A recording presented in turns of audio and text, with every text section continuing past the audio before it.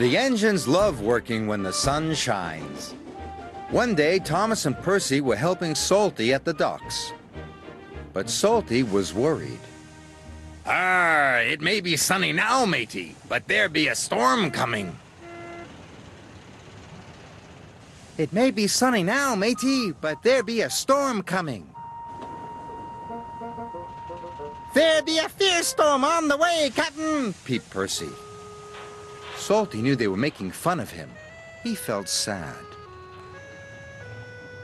Later, Sir Topham Hatt arrived. I want you to fetch Fergus from the smelter's yard, he said. His driver doesn't know the line. Aye, aye, sir, replied Salty sadly.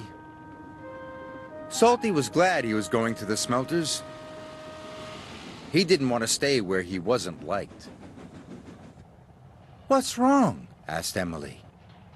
Nobody likes to be made fun of by silly tank engines. And he huffed away. Emily knew she had to find Thomas and Percy immediately. Those be dark clouds, matey, whistled Thomas. There be a fierce storm on the way, Captain, peeped Percy. Emily was cross. It's not nice to copy the way others speak. You hurt Salty's feelings. We were just having fun, said Percy. We'll say sorry to him, added Thomas.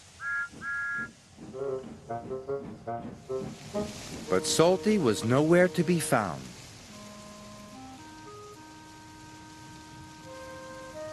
Thomas and Percy were worried. Fergus was waiting for Salty when he arrived at the smelters. Right on time, congratulated Fergus. Aye, but there's a storm coming, said Salty. We must hurry. Soon they were hooked up and on their way home. Salty was right about the storm. It was a fierce one. The ships at sea depend upon the lighthouse to keep them safely off the rocks. But now there was trouble.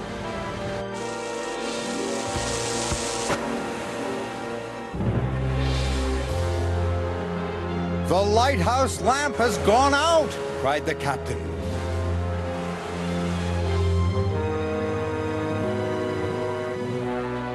Salty and Fergus were fighting their way through the wind and rain. Then Salty saw a lantern ahead. The lighthouse keeper was waiting for him. Our lighthouse lamp has gone out! Our generator is broken! Salty had an idea.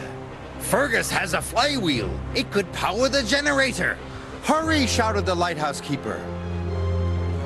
Fergus's flywheel was attached to the generator shaft.